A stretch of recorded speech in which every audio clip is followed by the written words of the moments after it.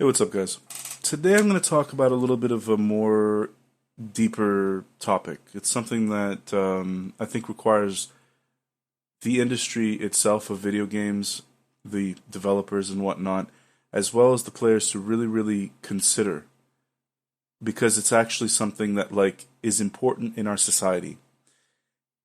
And that's because video games have become such a staple in homes at this point. We're on to the don't quote me on this, I really don't know, but we're on to the fifth, generation of gamers or, fourth, fifth, sixth, whatever it is. And it really is something that's kind of it's just part of our lives at this point. And we have things in our real lives where, we have our endorphins, right? We have our dopamine levels. We have things that actually our brain literally puts chemicals through our body and chemicals through itself to please ourselves, to make ourselves happy when we've accomplished something, when we've achieved something, like when we work very hard at something and then it actually goes somewhere. Our brain rewards us with happy chemicals, right? As the basic layman way of talking about this, and I'll keep it there just because there's no real reason to go any deeper and start using the scientific terms beyond that. Everybody should understand what I'm talking about when I'm talking about endorphins, dopamine, and different things like that. And that's basically what it is.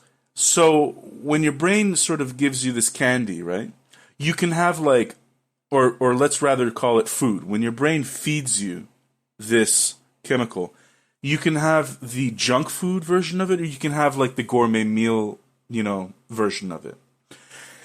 And the difference is that no matter what, even if it's not on a conscious, even if it's not in the forefront of your mind, it's more on a subconscious part of your mind, you do know when you have worked hard at something to achieve the goal versus when you didn't really do much and it just all worked out. And there's actually a huge difference. Your brain does reward you accordingly. So, for example, if you just walked outside and you found $20, it's wonderful. Yay, I found $20. And you'd be very, very happy in that moment. You could potentially be happy for that, for an hour, the whole day, maybe 2 days, but not really beyond that, right? You're not going to be happy about that $20 for a month. You're definitely not going to be happy about that $20 for a year. You're pretty much going to forget. You'll remember that you maybe found the $20, but you're not actually going to be happy. Not like that real deep feeling.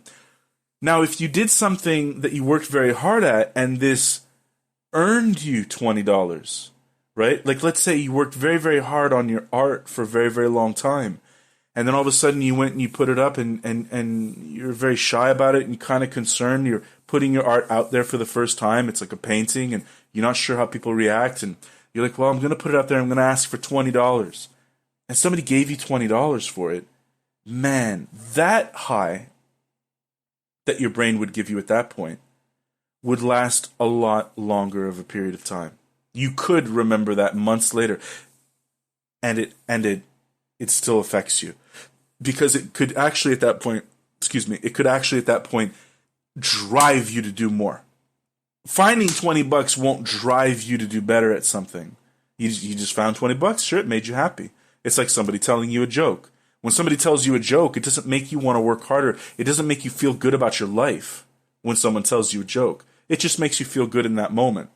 And the same way, the opposite side though, rather, is when you do something amazing, it affects your life. Now, where does this tie into video games? Well, very simply, video games have been designed at this point, and a lot of people, it's this debate of, a lot of people put it it's the casual versus the hardcore gamer, and all these companies just want to accommodate the casual player.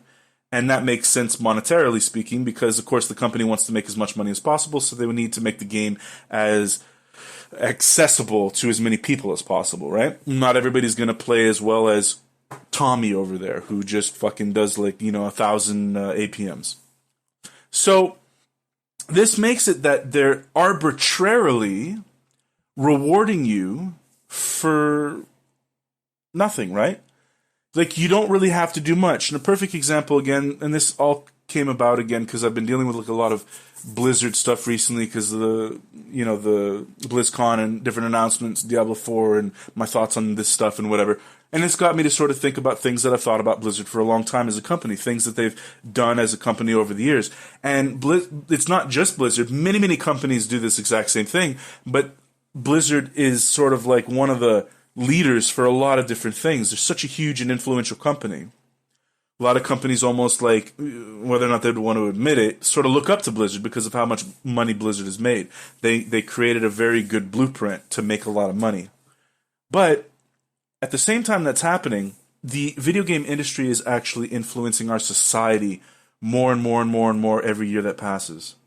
And so it's time that I think we start to sit back as a species, as a full-on society, right?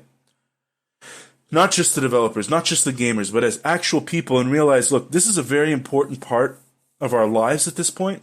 It's a very influential thing, and it's actually not giving us any sort of serious feeling of accomplishment.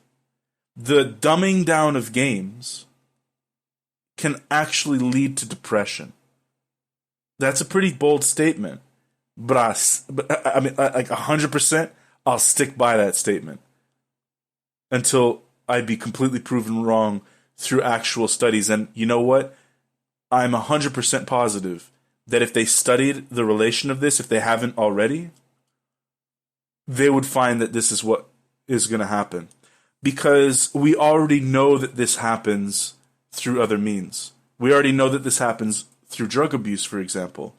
There's ultimately no different, right? Your brain knows the drug can just make you happy, right?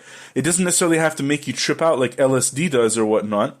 It can just put you in a more loose, comfortable, good mood. And you become addicted to that, and for some reason, though, you fall into a depression. Why? Well, because psychologically speaking, you didn't do anything for the high that the drug gave you. All you did was pop the pill, or smoke the whatever, or shoot up the whatever.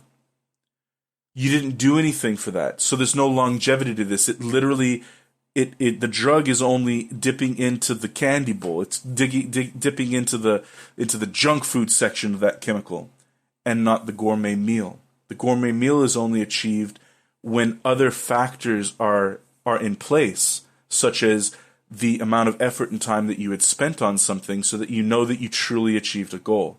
Now, obviously, video games shouldn't be replacing your life, right? But there's no reason, considering how addictive video games are and how much of an important part of people's lives, and even to the point they've become such a part of people's lives that people outside of the video game making industry are making money off of video game, people on Twitch, so on and so forth. It's become bigger than ever. And it's probably one of the largest industries that has ever existed because of how many different things it touches base on. From art to like technology to entertainment to all these different things. It's even touched base recently because of like loot boxes and things like that, to gambling. Like, the industry of gaming has reached out to all different facets of life that we have as human beings in our existence. And this is one of them. The actual endorphins that we have, the dopamine dumps that we get. And it's, I think, important to recognize that in its current state, by dumbing video games down to allow them to be accessible to anyone and to not be truly rewarding, challenging things, to not challenge the player and then really give them a genuine reward, which goes back to the video that I just had before about how microtransactions are not quite as meaningful as finding a new transmog for your armor or a new mount in-game yourself. That's so much more meaningful when you find it in-game because you were doing something in-game and this led you somewhere and you were successful at something. When you just buy it with your cash, there's far less of a meaningful feeling there. And that goes a lot deeper, which is what this video is about. It goes all the way down to the psychology of it. And it's actually quite dangerous psychology the way that video games are set up right now.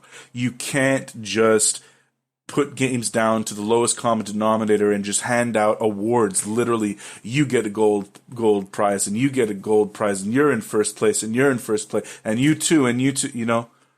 There has to be a little bit of a hierarchy there, because people that work hard to get to it, even if they come in second or third or fifth, even if they just break the top 100, that makes them feel better than you just handing out a gold medal to everybody who just participated. And that's just the cold hard truth of it. So food for thought. I know this is a little bit more deeper than a lot of the other things that I usually have on this channel, but it is part of the direction that I'd like this channel to go from time to time. So take it easy, guys.